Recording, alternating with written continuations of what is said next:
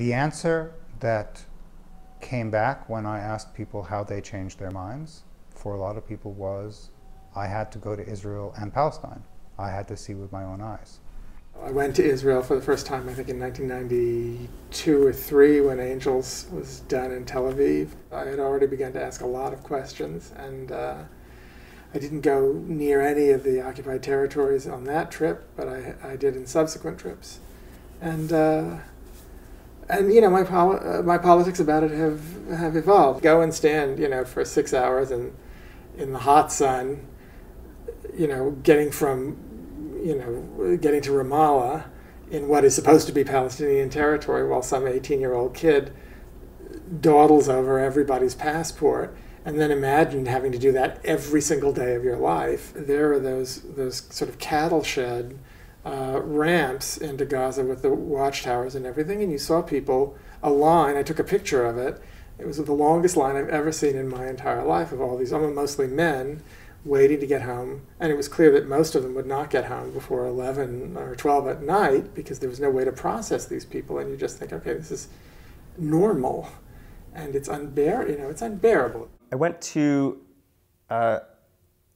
Israel and Palestine the summer after I started college, and I went there to teach some photography classes to groups of Palestinian Israeli kids. I remember going to Abu Dis before the wall was built, when there was a small attempt at building a wall that people were able to cross over, sort of jump over, and then going back about 6 months later and seeing this thing that towered over the street, that towered over businesses that were now closed because nobody could get there, that towered over homes, and thinking that this was just an exercise in absolute cruelty. In June of 2010, I went to visit a friend who was living in Ramallah at the time.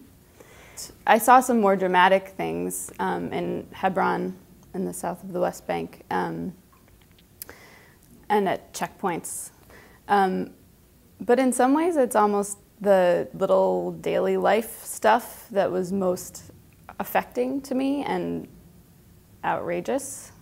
People just accepting as a course of daily life that it was going to take them 3 hours to get somewhere that was supposed to take 15 minutes because they knew they were going to be stopped at a checkpoint and possibly held. People just accepting the fact that they were no longer allowed to drive on certain roads, accepting the fact that they were no longer allowed to go to parts of the country where they used to live. And it was actually the acceptance that was the most upsetting thing to me. You know, you hear, of course, in the US, mainstream news likes to make it out to be such a dangerous place full of scary, angry people. And of course there's anger, but to a large extent there's not anger, and that's heartbreaking to me. And I don't know if I would have believed it had I not seen it with my own eyes, but when you walk down Palestinian streets, there are separate streets. There are Palestinian streets and there are Jews-only streets in Hebron. There's a net overhead, and on the net are pieces of disgusting trash, drippy pieces of unidentified food and plastic bags and shoes. These Jewish settlers are living above the Palestinian streets and throwing their trash down on them. And so the Palestinians have set up this net to catch the trash. It was just amazing to me that this was happening and that no one was doing anything about it. And it made me want to cry.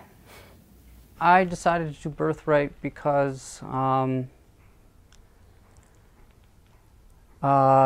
was sort of because I could.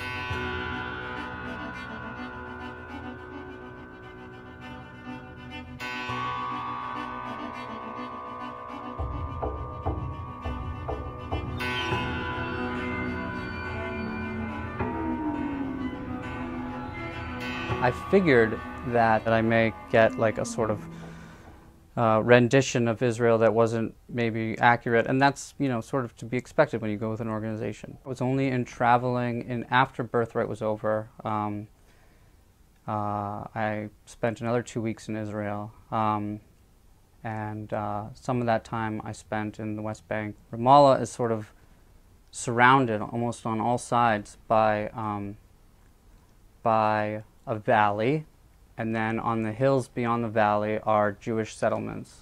I asked the guy who I was staying with, you know, how far does it stretch beyond the settlements? Like how far back do they go? He said, I don't know. I can't go back there. I have no idea.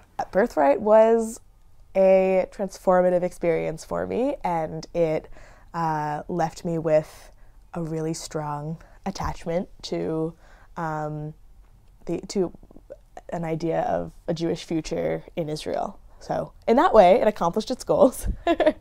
But it also did not accomplish its goals in that it really politicized me for Palestinian rights. When I went, I had not thought so much about Israel or Palestine before. I grew up in a pretty typical Reform Jewish community. Supporting Israeli policies was just kind of taken for granted. My birthright trip happened during Operation Cast Lead, the invasion of Gaza, and that was a very strange time to be on a birthright trip. The participants on my trip had in the back of our heads, and we got glimpses of newspapers about bombs falling on Gaza, but we didn't really talk about it. And when our tour guide gave us news updates, it consisted of, you know, the Arabs are trying to kill us, but we are defending ourselves, and it looks like the war in Gaza is going very well. And that was about it.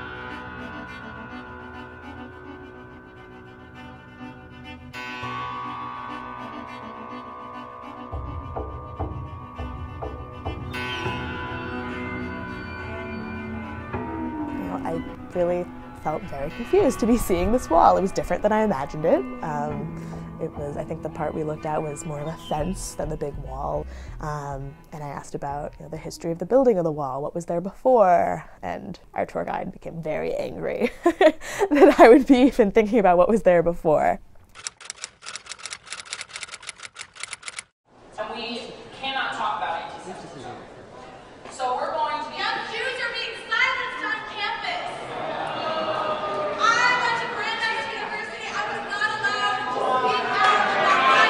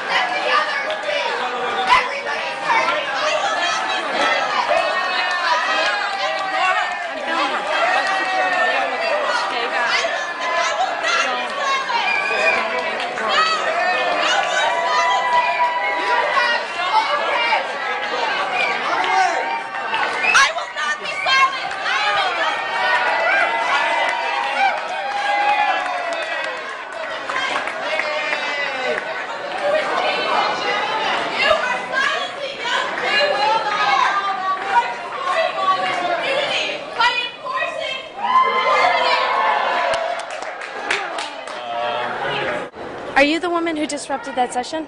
Can I ask you a few questions from my student newspaper? Yeah, sure. No, you may not. No, you may not. So that particular, the particular session that I interrupted was focused on Israel on campus, and it featured Wayne Firestone, the CEO of Hillel, who issued the very guidelines that had excluded My Jewish Voice for Peace group from being part of Hillel. And the framing of Hillel, the center of Jewish life on campus, as fundamentally in opposition to Palestinian rights is absurd, I think.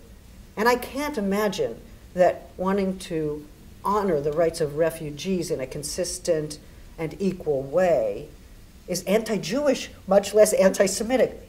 In what part? Look, I'm not here to make myself feel better. You know, that's not on my mind. I don't really want to feel better. I don't care about that, you know. I'm here because I'm also against what's going on there, because if someone who's a Jew this is bad for us. This is very, very bad. And this is not, you know, this is bad for you, and it's bad for us, and the whole thing is fucked, you know, from top to bottom. I don't try to act like I know the answers. I think there's a few things that I don't see happening that could happen more. And it's Jews speaking out against what's going on there. It's happening more than it was back then, but I think it's probably the most important thing to help things along.